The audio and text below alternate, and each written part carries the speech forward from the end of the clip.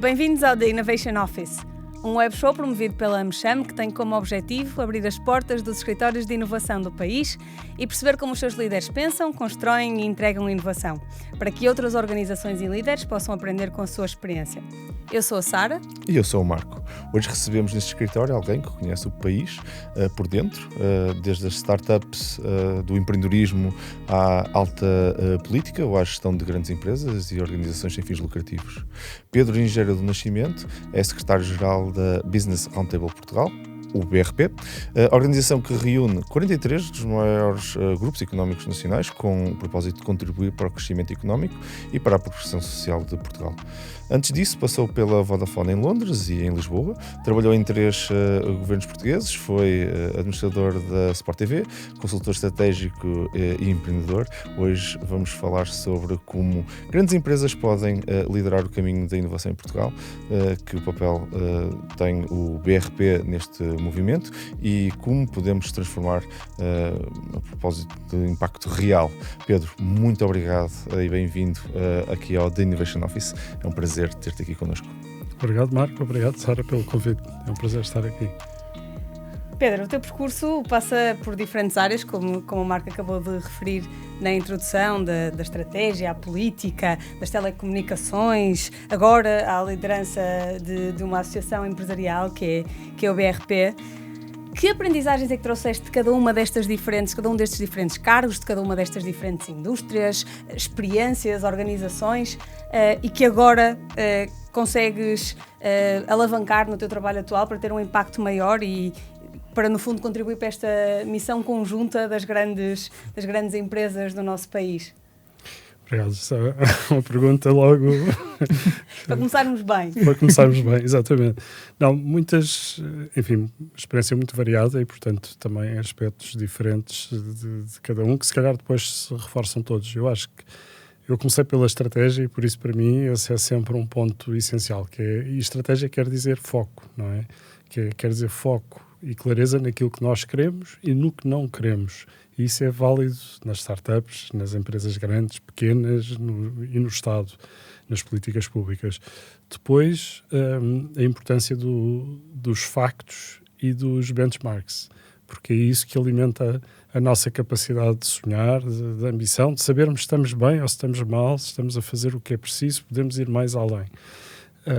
Terceiro, e isso curiosamente aprendi tanto no governo como nas startups, que é a capacidade que uma pessoa, que um líder ou que uma pequena equipa tem de fazer uma diferença muito grande, mesmo numa organização muito grande. E, portanto, é, dito de outra forma, a capacidade que nós temos de fabricar o nosso futuro. E isso também, eu acho que é a tradução da inovação, que é fabricar o futuro, desenhar o futuro que nós vamos ter, em vez de ficarmos, a receber o que por aí venha. Exatamente, sem dúvida. E é curioso que falamos muitas vezes de mão dada, futuro e inovação, com impacto, não é? E voltamos a esse ponto. E falando agora no outro ponto, Pedro,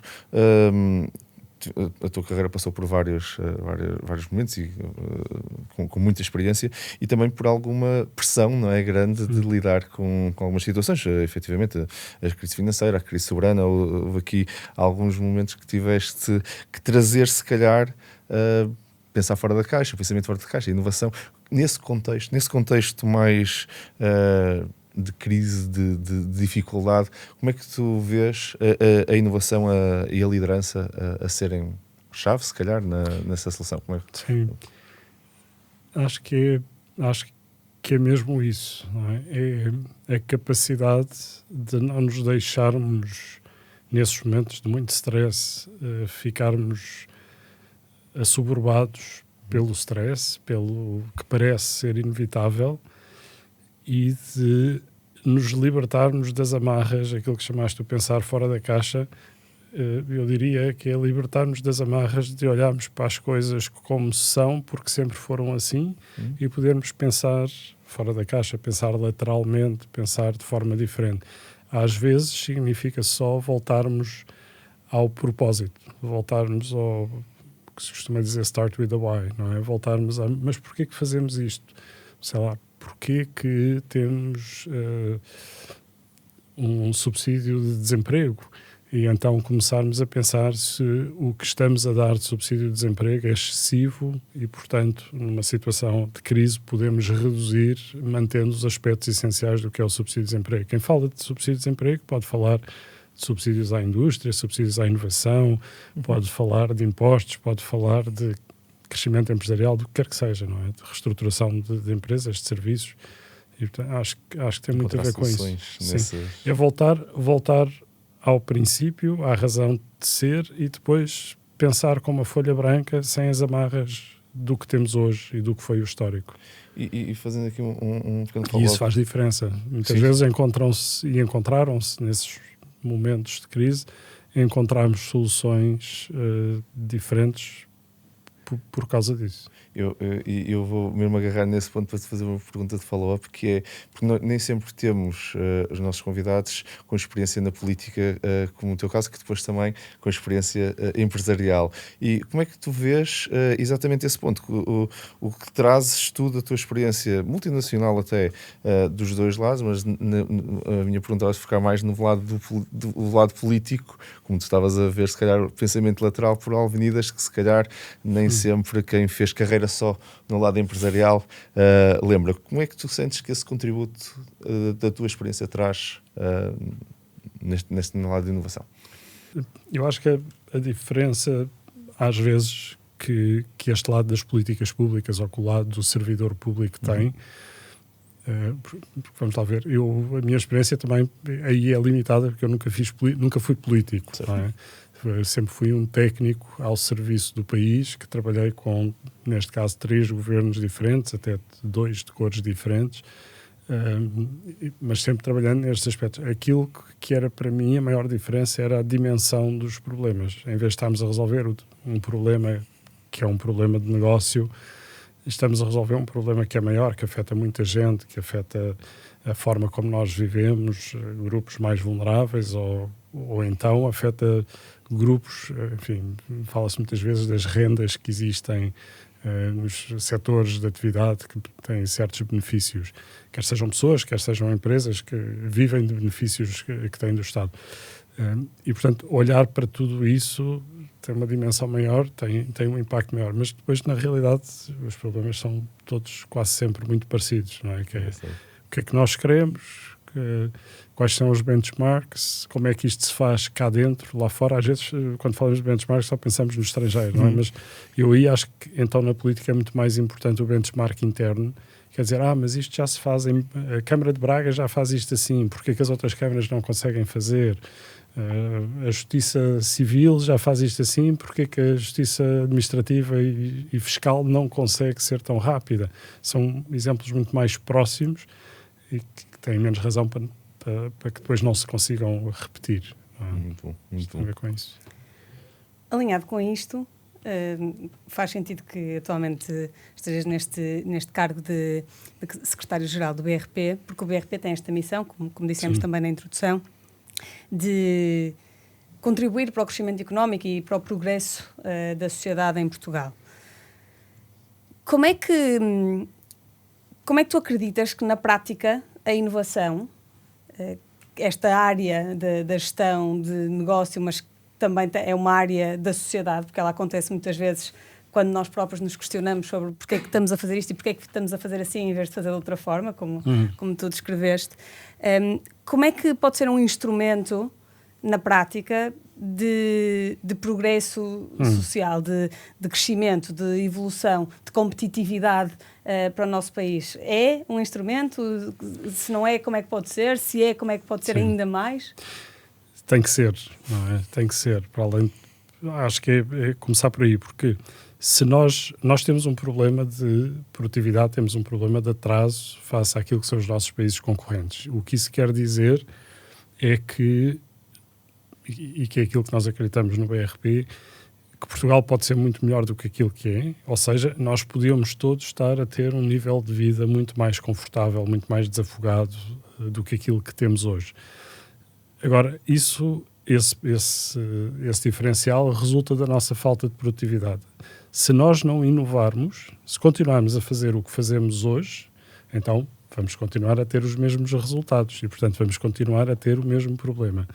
Se nós copiarmos só o que os outros estão a fazer, que também não é inovar, nós vamos conseguir reduzir um pouco esse diferencial, mas não vamos conseguir transformá-lo radicalmente como nós acreditamos que pode ser possível.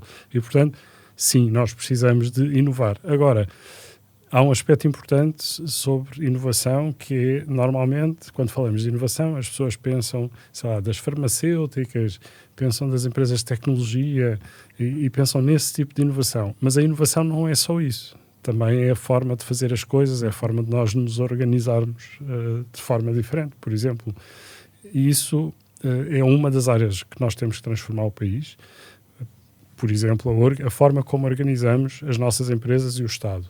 Nós temos, não é um problema exclusivo para Portugal, o Marco comentava há pouco a minha experiência numa grande multinacional, e eu vivi isso também lá fora nessa grande multinacional. Nós temos organizações que são muito hierárquicas, portanto, têm muitos níveis, com níveis de delegação de competência mais ou menos bem definidos, depois depende do grau de formalismo, mas que existem, não é?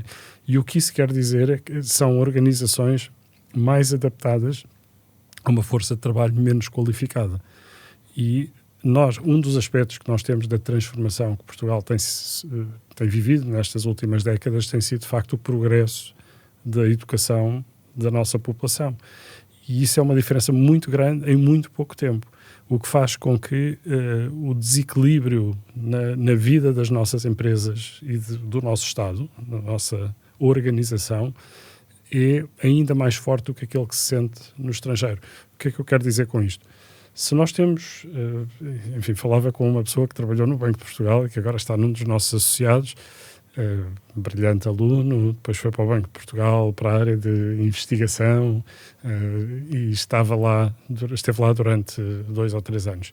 E eu perguntava-lhe como é que sais daí para uma empresa de tecnologia. Como é que um aluno que deu aulas numa faculdade foi para um departamento de investigação do Banco Central e depois de repente vai para uma empresa de tecnologia. Eu disse, aquilo era horrível. Porque eu investigava, escrevia o meu relatório, depois mandava o meu relatório para o meu chefe revia, e um mês depois mandava-me uns comentários, depois eu olhava para os comentários, fazia umas correções, depois mandava para ele, entretanto passaram-se 3 meses, depois ele então dizia, ok, isto já está bom, vou mandar para o meu chefe, depois aquilo voltava a ir para baixo outra vez com os comentários do chefe e assim andávamos até termos uma versão fechada. Isto, no Estado, nós chamamos de burocracia, não é? Andamos assim aos papéis até fazermos as coisas. Nas empresas chamamos falta de agilidade. Ineficiência. E ineficiência. E isso cria muita frustração nos jovens.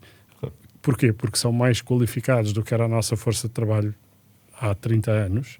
E então aí, com uma força de trabalho pouco qualificada, isto fazia sentido, porque eram sobretudo executores. Claro. Tínhamos uma camada pensante, dirigente, depois tínhamos uns capatazes que controlavam e depois tínhamos quem fazia.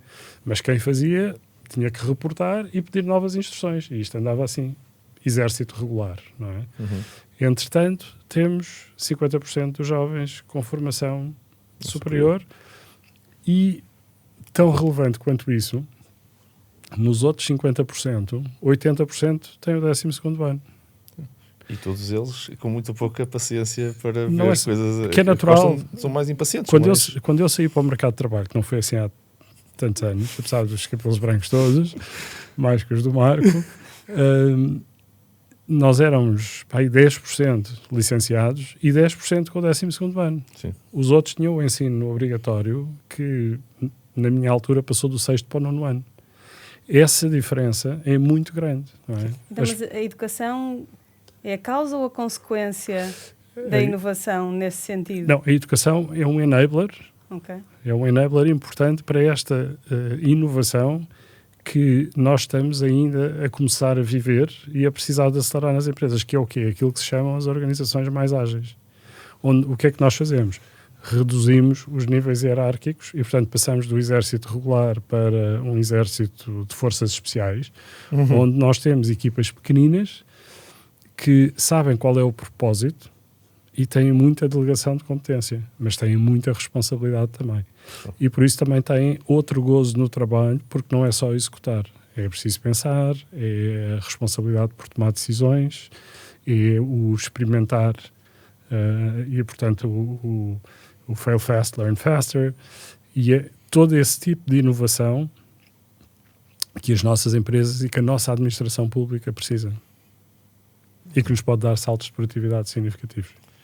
Muito interessante. E tu falaste no início, e vou voltar só para esse ponto, tu tocaste no ponto da importância de alguns benchmarks e tudo, e a minha questão aqui até é mesmo, vocês têm benchmarks de todos os países, o grupo de empresas que vocês trabalham toca muitas realidades, e para atingirmos aqui um grande crescimento económico, que é um dos pontos de impacto que mais importa neste momento, do ponto de vista da empresa, que pontos é que tu achas que deviam ser as áreas de aposta, dado esses benchmarks, dado o que estás a ver fora, para Portugal?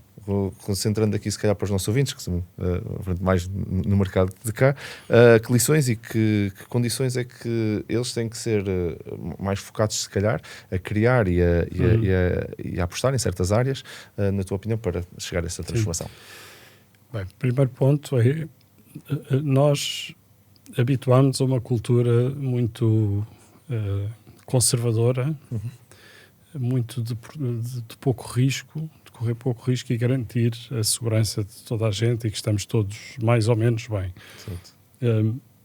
E interiorizámos uma data de coisas, não sei exatamente em que momento da nossa história, mas hoje está claramente calcado aquilo que nós chamamos um bocado o Portugal dos pequeninos, não é? Habituámos-nos desde muito cedo a ouvir esta coisa. Ainda hoje ouvi um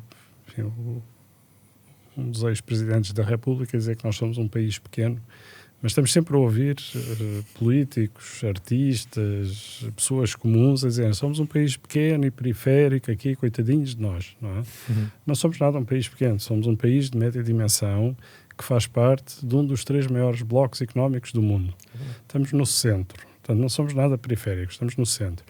Ainda para mais, houve esta coisa chamada digitalização, que já leva para aí 2 décadas, não é? Portanto já não é uma coisa propriamente absolutamente inovadora, que veio quebrar uma data de barreiras. É verdade, mais nos serviços do que nos bens, mas a logística, entretanto, e a globalização também reduziram os custos e tornaram as cadeias logísticas tão eficientes que reduziram as distâncias físicas todas significativamente. Portanto, vamos lá esquecer esta parte cultural.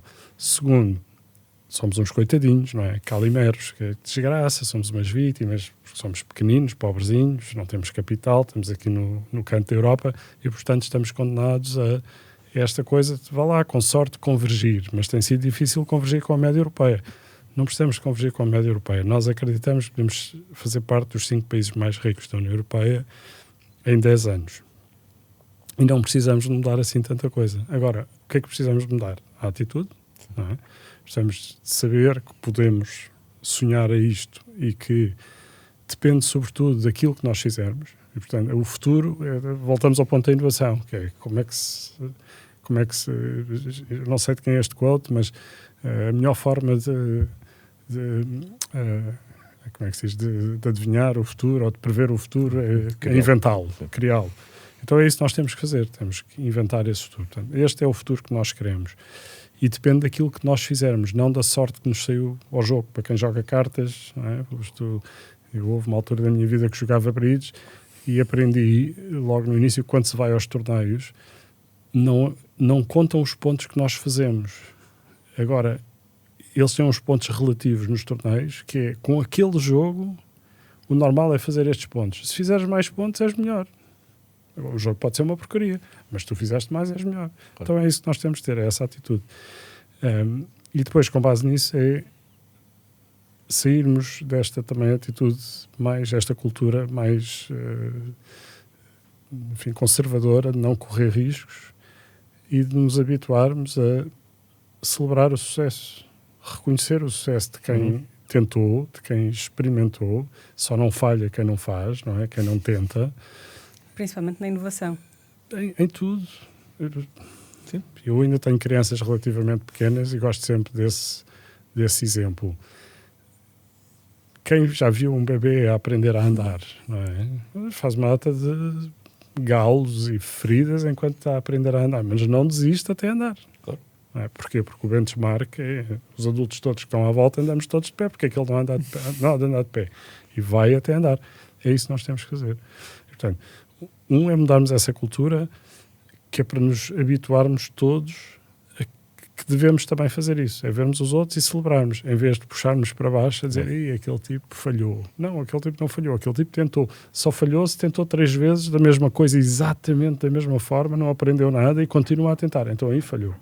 Agora, se fez uma coisa, experimentou, não correu bem, a seguir corrigiu umas coisas, já aprendeu, fez umas coisas melhores, fantástico. E isso temos que melhorar. E depois temos aspectos, isto é do ponto de vista mais cultural e para toda a gente. Depois do ponto de vista das políticas públicas, há aspectos de licenciamento, burocracia, do funcionamento das autorizações que nós temos que ter para poder fazer determinadas coisas, onde temos que passar de um regime, aquilo que se chama tecnicamente um regime ex ante, para um regime ex post. Um regime Europa continental, que é, antes de eu, agente económico, poder fazer alguma coisa, tenho que provar que tenho legitimidade para fazer o pedido, que tenho as autorizações todas do ambiente, dos vizinhos, do condomínio, do que seja. Tenho que provar o que é que quero fazer e depois pedir autorização a um funcionário público qualquer que vai lá pôr um selo a dizer que eu posso. Quando ele me autorizar a eu fazer, já passaram 4 anos, eu já perdi a pica, não é? Já não faço. Versus um regime anglo-saxónico que funciona ao contrário, que diz, salvo determinados aspectos que possam precisar de autorizações especiais, em geral as pessoas podem fazer aquilo que quiserem. O Estado depois pode vir a posteriori e confirmar que a pessoa cumpriu as regras todas de segurança pública, de ambiente, proteção do ambiente, etc, etc, etc. E se não cumprir, está tramado. É responsabilizado. Porque esta cultura que nós temos ex ante é desresponsabilizar as pessoas. Claro. Eu pedi à Câmara, a Câmara autorizou, portanto está certo. Agora já está certo. Versus o contrário. E portanto temos que fazer isso na burocracia. Fizemos isso no turismo, correu muito bem. Começámos em 2009 e numa década cresceu o turismo 3 vezes mais do que o resto da economia. 3 vezes mais. Não foi mais 10%, é 3 vezes mais. Hoje ouvimos dizer, temos turismo a mais. É mentira. Nós não temos turismo a mais. Se nós virmos aqui em Lisboa, que está cheio de turistas, o número de turistas por 1000 habitantes é metade de Paris. É verdade que Paris é a maior capital mais visitada do mundo. Mas estamos sempre a comparar com os melhores, não é? Então vamos lá comparar com o melhor, que é Paris. Eles têm só 2 vezes mais. Portanto, ainda há aqui muito espaço para nos podermos queixar que há turistas a mais. O que é que se nota mais cá? É que o resto há menos. Porquê que o resto há menos? Porque o resto ainda continua preso. Nós libertámos o turismo e continuamos a prender o resto. Portanto, isso temos que libertar. Terceiro, celebração do sucesso. Sistema fiscal. Pessoas e empresas. Nós temos um sistema fiscal que penaliza o sucesso. E penaliza o sucesso logo no salário mínimo. Não é?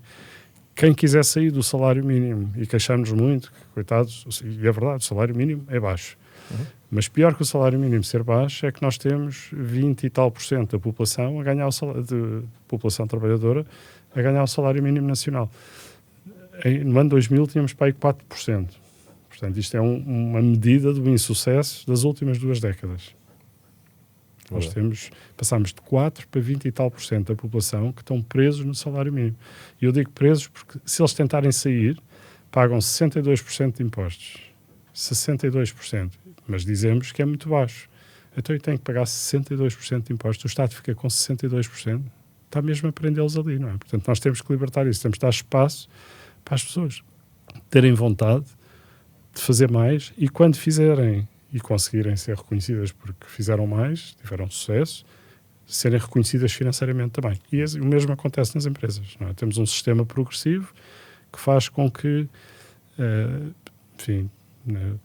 as economias de escala são fáceis de compreender, portanto, quanto maior a empresa, mais produtiva é, mais produtiva, melhores salários paga, mais oportunidades profissionais dá, mais investe em investigação, mais exporta, mais valor acrescentado bruto. Basta olhar para as estatísticas.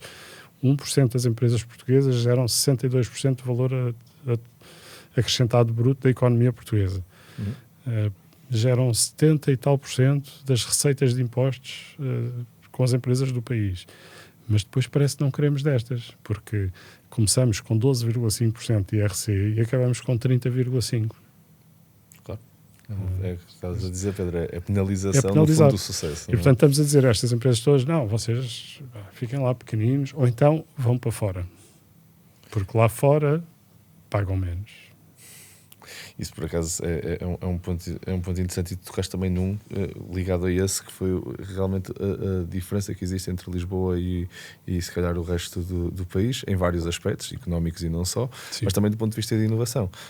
Nós estávamos, e falando disso, o European Innovation Scoreboard coloca Portugal num nível moderado, não é? Como país, e estava alinhado com o que tu estavas a dizer. Pronto, não somos grandes, não conseguimos ser, com todo esse peso, mas depois, curiosamente, Lisboa já coloca num ecossistema um bocadinho diferente, não é?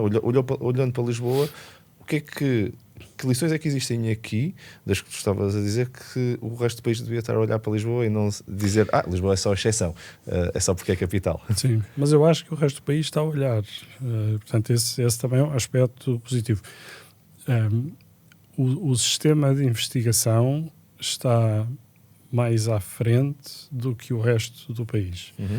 E acompanha esta evolução na educação. Nós tivemos uma evolução muito rápida do nível educacional da população e foi mais rápido do que o tecido empresarial conseguiu acompanhar e tirar partido disso.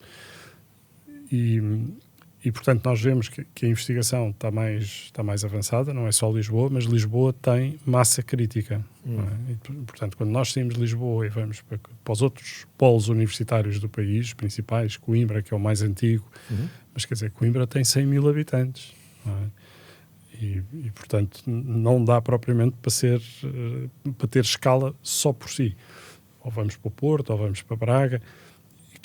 Há uns que se têm especializado em determinadas áreas, mas de facto Lisboa tem outra escala, e em Lisboa tem-se visto algumas áreas que estão a crescer significativamente. As Life Sciences, por exemplo. Temos o GIM, temos a Fundação Champalimau e temos a nova Medical School, que está também com um projeto de crescimento. A concretização destes 3 projetos faz nós termos em Lisboa 2.000 PhDs, investigadores em Life Sciences. O que faz com que seja um dos maiores polos de Life Sciences da Europa. E, portanto, essa é importante. Muitos serão estrangeiros, mas também nós temos que repensar esta definição de estrangeiro, claro. Porque se fazemos parte da União Europeia, enfim, a Sara, que está a viver fora, por acaso está fora da União Europeia, mas se estivesse dentro da União Europeia não seria propriamente mais estrangeira do que tu, Marco, que sim. Presumo que estás a viver aqui em Lisboa, mas estás a viver em Lisboa, mas não és de Lisboa. Não sou de Lisboa. O teu sotaque dá para ver que não és de Lisboa. Eu também não sou de Lisboa, e, portanto, mas nós não somos considerados estrangeiros. Exato. Não é? Então, se nós não somos considerados estrangeiros, porquê que se eu estivesse a trabalhar em Barcelona, ou em Vigo, ou em Paris, ou Toulouse, ou o que é que fosse, porquê que eu seria estrangeiro? Sou europeu, faço parte deste projeto europeu, nós temos de facto a Europa precisa ter essa escala, tem que concretizar o seu mercado único para se afirmar no mundo. E nós temos que fazer, nós Portugal temos que ser parte ativa disso. Porquê? Porque sendo um país de média dimensão, somos um dos maiores países de média dimensão dos 27, somos dos que temos mais a ganhar com isso. Não é? Quer dizer, os pequenos ainda têm mais do que nós, mas nós sendo médios, e dentro dos médios grandes, já temos uma dimensão mais significativa. A Malta vai ter ainda mais dificuldade do que nós a influenciar o que é que a Europa quer fazer. Agora, se nós nos juntarmos à Áustria, à Suécia, à Dinamarca, à Holanda, à Bélgica, que são países mais ou menos da nossa dimensão, teremos seguramente muito a ganhar e teremos capacidade de influenciar mais a União Europeia para nos tornarmos neste bloco que seja relevante. Sim, sem dúvida. E só pegando nesse ponto, gostava de ouvir a tua opinião, que não é só abrir à entrada, no fundo estamos a falar de ideias que conseguirem passar bem, as pessoas conseguirem implementar os seus projetos noutros países, mas de vez em quando até mesmo no próprio mercado. Nós vivemos muito em comparação com a América, e a América, se pensássemos na América como um conjunto de Estados, então eram todos eles eram imigrantes de um lado para o outro, porque todos eles mudam de Estado constantemente. Mas pegando no exemplo que tu deste de mim, não é? Que vivi, estudei no Porto e depois vim viver para Lisboa e pronto, faço a minha vida neste momento em Lisboa, né? Trabalho aqui, mas não sou visto como um imigrante, mas para todos os efeitos, se isto fossem Estados, se nós vivêssemos no mesmo modelo, em Portugal teria acontecido da mesma maneira, que o mais perto que eu vejo na Europa como um Estado é eu decidir, como fui para Londres, por exemplo, trabalhar. Claro, mas Marco, voltando às universidades e pensando na capacidade de Lisboa versus os outros polos. Se nós olharmos para a University of California, University of California at Berkeley, University of California at LA, University of California at não sei quê, mas tudo aquilo é a grande e majestosa e importantíssima University of California. Super importante. Portanto, nós já estamos a tentar, em alguns projetos que existem de cooperação e tudo mais, posicionar. Temos excelentes resultados de posicionamentos de escolas portuguesas já. O 4º melhor mestrado de finanças do mundo. Claro. O primeiro mestrado de Data Science da Europa. Ou o segundo. Por acaso, ambos são em Lisboa, mas podiam não ser. E acho que esse trabalho tem que se continuar. Agora, se estamos a produzir se esta área da investigação e da inovação e dos estudos já está à frente, temos que encontrar as condições para que depois o resto venha atrás. A importância de celebrar o sucesso é fundamental. Nós fizemos um piloto na associação com os doutoramentos empresariais, portanto, doutoramentos em ambiente empresarial, que é precisamente para fazer essa relação. O piloto não correu exatamente como nós queríamos, portanto aprendemos que não era assim, agora estamos a repensar como é que vamos fazer a próxima onda. Mas também tem muito a ver com isto, que é, nós temos que criar esta cultura de que quem está a investigar nas universidades não é só investigar por investigar, mas que pode estar a investigar, a inovar, porque é vendável, porque há ali um negócio e que depois quer sair para criar um negócio e quer lançar um negócio. Nós também temos falado muito com os empreendedores cá, as startups são muito importantes para isso, mas têm que crescer, não é? Porque startup não gera lucro, não gerar lucro quer dizer que não está a criar valor, não é? Pode estar a criar valor potencial, mas não está a criar valor. E aquilo que nós temos também visto, fala-se muito da fuga das startups, dos unicórnios para os Estados Unidos. E o normal é dizer-se que é por falta de capital na Europa. Quando nós falamos com os empreendedores que foram, a razão que normalmente nos apontam não é falta de capital, é falta de mercado. Okay? Nos Estados Unidos eu tenho um mercado. Exato. Na Europa eu tenho 27.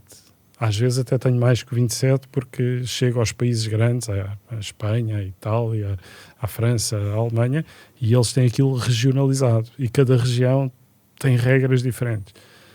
Não dá, não é? Claro. Há um estudo do FMI recente, enfim, que dá alguma razão ao Trump e às suas tarifas à Europa, porque mostra que nós temos tantas barreiras para o comércio intra-europeu de bens que eles equivalem a 44% de tarifas. E, portanto, dizem, são maiores do que as tarifas que o Trump ameaçou que nos ia impor, porque disse que nós tínhamos muitas tarifas, não é? Nós dizemos, não temos, mas o FMI diz, tem, vocês nem sequer conseguem vender de Portugal para a Alemanha sem atravessar uma data de dificuldades. Nos serviços são 110%. 110%. Portanto, nós temos que concretizar este mercado único. Para termos inovação, para termos escala, para termos criação de valor. E se voltarmos aqui ao contexto de Portugal, Pedro, um dos objetivos da associação, do BRP, é criar condições para que mais pequenas e médias empresas cheguem a este estatuto de grandes empresas como os associados que já se sentam a essa mesa. E há várias iniciativas a tentarem influenciar de alguma forma esse paradigma social, não é? Porque nós ainda estamos muito presos, é um contexto relativamente comum, mas nós temos uma proporção de pequenas, até nano, micro mini, micro, e médias empresas no nosso tecido empresarial. E a pergunta que te queria fazer é que papel é que a inovação pode ter nisto? Não é? Será que são as empresas pequenas, médias, nano, micro, que são mais inovadoras, que têm mais potencial para chegar a uma grande empresa? Se achas que é isso que vês também na realidade que vocês têm dentro das empresas que fazem parte do BRP? Porque são as que têm mais potencial de criação de valor, mas também mais criação de valor real, mais resultados.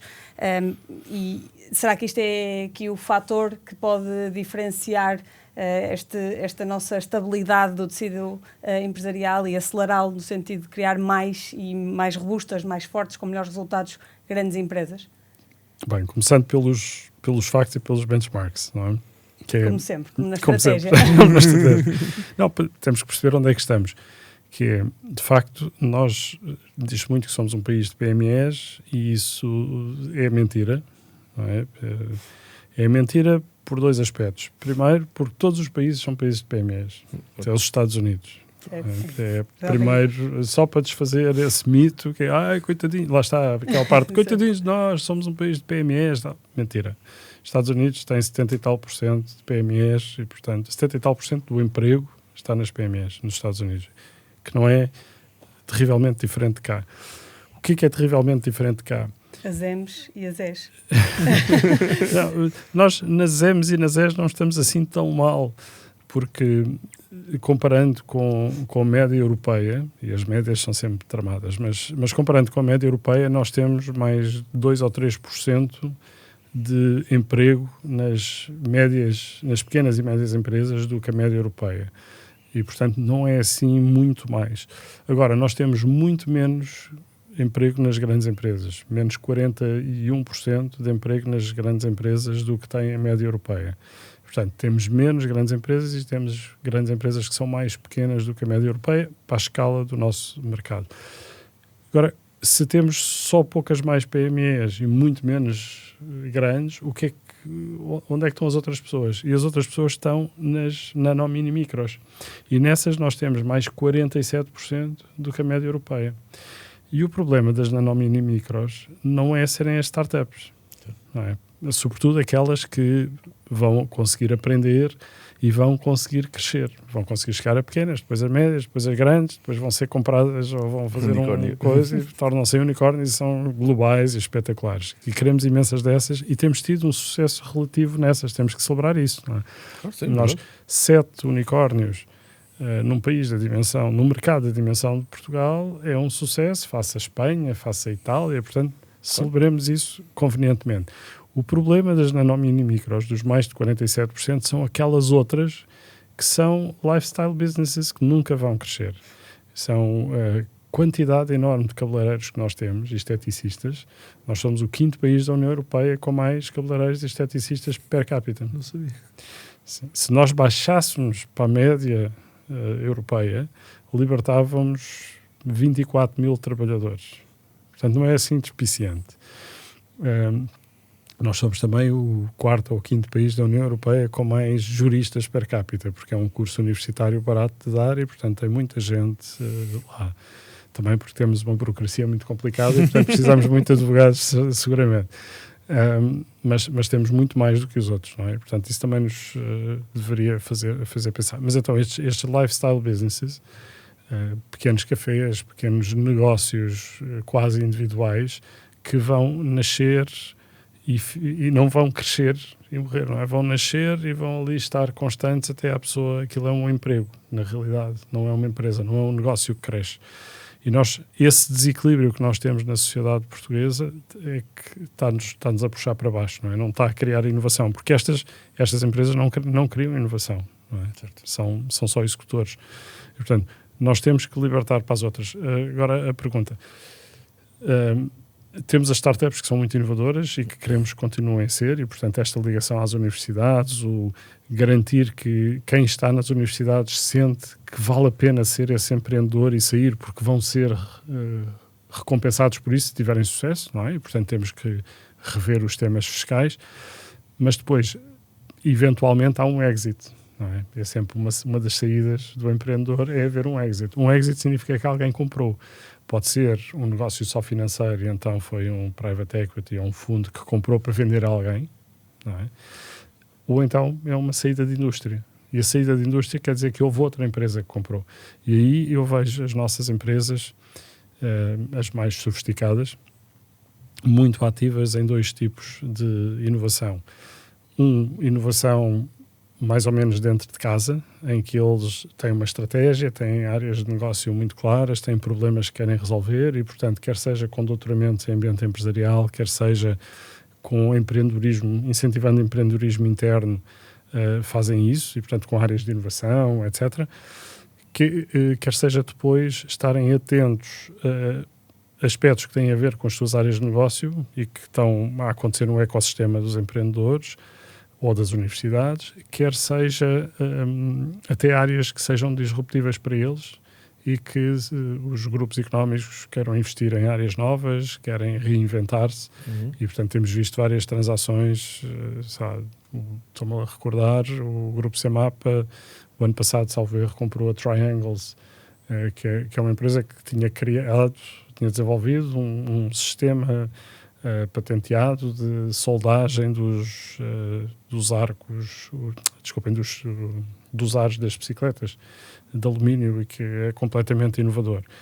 Aquilo não tem nada a ver com os negócios que o Grupo Semapa tem, mas acharam que a tecnologia era muito interessante, que aquela área tem uma área de futuro e, portanto, investiram, e ainda foram talvez umas centenas de milhões de investimento numa empresa, numa startup, que era uma startup portuguesa e que agora faz parte de um grande grupo económico com uma nova área de negócio desse grande grupo económico.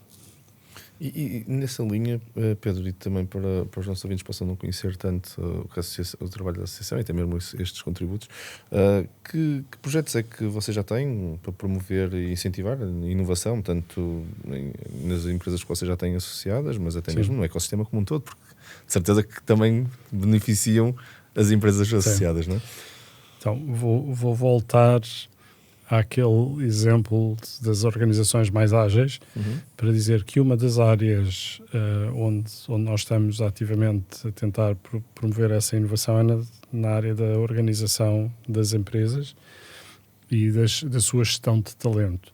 E por isso temos partilhado muito exemplos, case studies, se quiserem, de como é que estas empresas portuguesas estão a fazer, e os nossos associados não são só grupos económicos portugueses, têm multinacionais que têm uma operação significativa em Portugal e que, portanto, também trazem, enfim, temos dois tipos de multinacionais, as de base portuguesa e as estrangeiras que operam cá, mas portanto, que também importam, às vezes, exemplos das suas outras empresas fora e que partilham cá.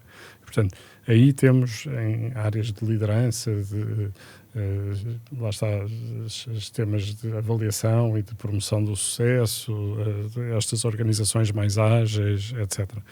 Depois, a questão do governance, da profissionalização do governance das empresas, que também é um tema de inovação muito significativo e muito relevante para permitir o crescimento das empresas. Portanto, a separação entre o que é a família e o que é a gestão do negócio, e depois na gestão do negócio, enfim, todas as áreas principais do governance, da gestão do risco, da gestão das operações, da gestão dos recursos humanos e da cultura, etc. E depois estas partes mais ligadas à inovação tradicional, onde temos olhado para temas de inteligência artificial, mas aí ainda estamos numa fase mais de explorar.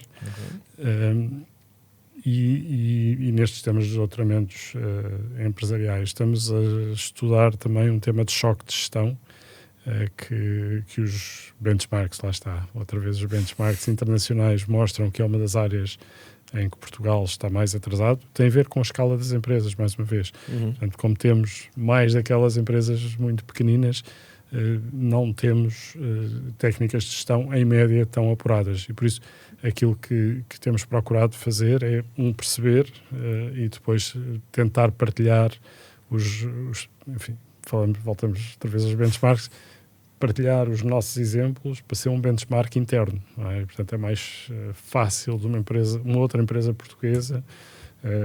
Por exemplo, ainda ontem tivemos aquilo que nós chamamos um café de CEO, onde tivemos um dos nossos CEOs reunido com 20 CEOs de PMEs portuguesas a partilhar a sua experiência sobre, enfim, naquele caso, eram temas de fusões e aquisições para ganhos de escala. Okay.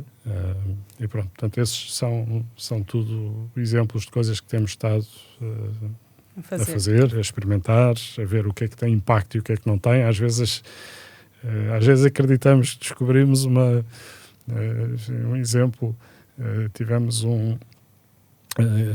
fala-se muito da saída das empresas e das exportações e, portanto, acreditámos que era importante, poderíamos ter um papel de ajudar as empresas portuguesas a irem lá para fora, e criámos um programa chamado Globalizar, onde íamos ajudar.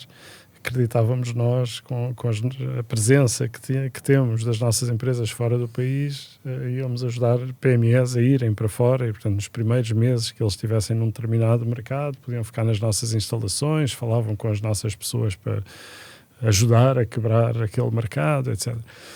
E pronto, ao fim de 6 meses percebemos que não ia funcionar porque ninguém, afinal, achava aquilo interessante. Hoje em dia é tão barato arranjar um cowork que aquilo que nós achávamos que valia imenso não tinha valor.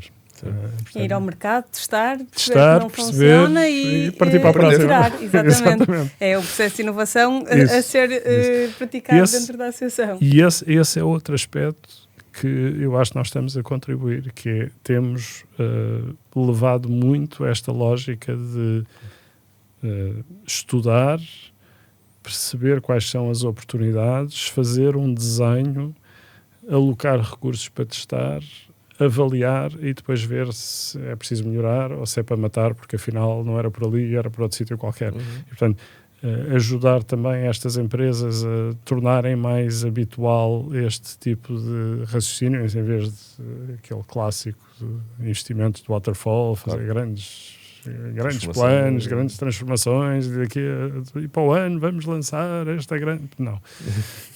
Pronto, acho que isso também tem sido um aspecto que temos trazido aos próprios associados. Bom, Pedro, e para concluirmos, se tivesses que deixar assim uma mensagem breve, mas eficaz aos CEOs de todas as empresas no nosso país, a partir daqueles que nos ouvem serão aqueles que já estão um bocadinho mais interessados em inovar e em fazer as coisas de forma diferente e em pelo menos tentarem ajustar-se a uma realidade que tem sido diferente e vai ser provavelmente cada vez mais diferente ao longo dos próximos anos, mas interessados nesta ideia de competitividade, de crescer, de fazer parte do progresso.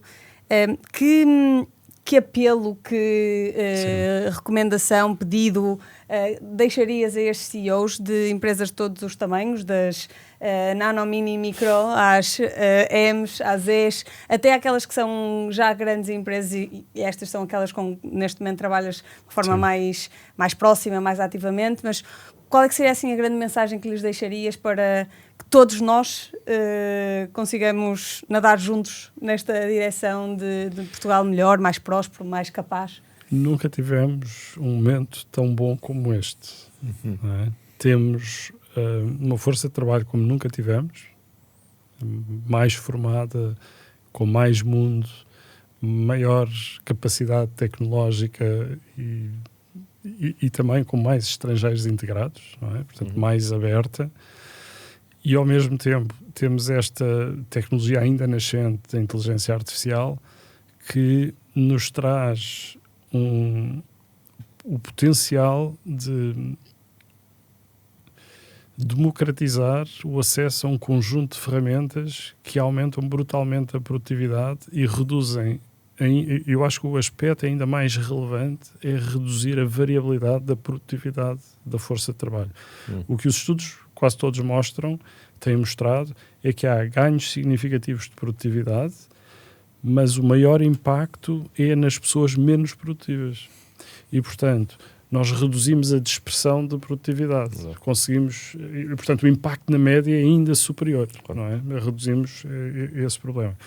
E isto, para além do mais, depois disponibiliza-nos ferramentas que, sei lá, se nós pensarmos na capacidade que uma PME teria de lançar uma campanha de marketing targetizada numa rede social há 2 anos versus agora, é muito mais fácil.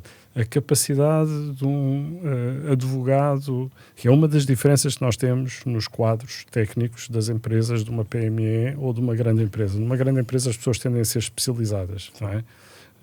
O CFO é o CFO, mas depois tem a pessoa da tesouraria e depois tem a pessoa das contas a pagar e tem a pessoa da contabilidade e a pessoa não sei o quê. O contabilista da PME É o CFO.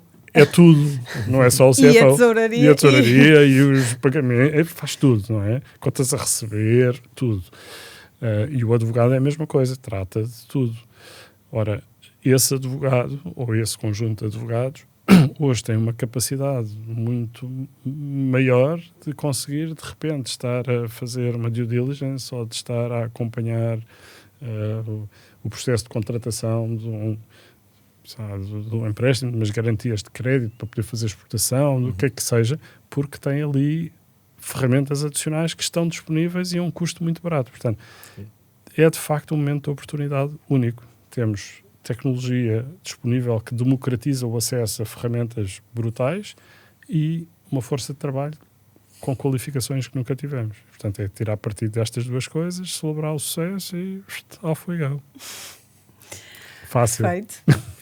Temos um plano, pelo menos. É por aí que se começa na estratégia também, não é? É começar, temos os factos, os benchmarks, algumas ideias no plano de ação, testar, iterar e depois iterar quando já não tiver resultado. Nós costumamos dizer, se nós imaginem o sucesso que foi o turismo, os alojamentos locais e os tuk-tuks. Agora imaginem o que é nós libertarmos o resto da economia e dizemos, agora quem fizer ganha com isso. Vai ser uma corrida. Ainda bem. E vamos ganhar todos com ela. É aquilo que o RP, aquilo em que tem o RP acredita, sim, não é? Sim. E assim terminamos este episódio do Innovation Office. Obrigada, Pedro, por nos trazeres a tua visão pessoal e uma mais partilhada sobre os desafios e oportunidades da inovação, sobretudo no contexto das grandes empresas e de uma sociedade em Portugal que pode ser mais próspera. Um obrigado especial também ao Mel, que nos acolhe neste estudo incrível, e ao SAP, nosso parceiro, e como sempre a todos os inovadores que estão desse lado. Já sabem, esta porta volta a abrir-se dentro das habituais 2 semanas para o nosso próximo episódio e estamos a contar com a vossa visita. Até lá, continuem a construir um futuro e a construir histórias épicas de inovação para que possamos contá-las aqui depois. Até já! Até já!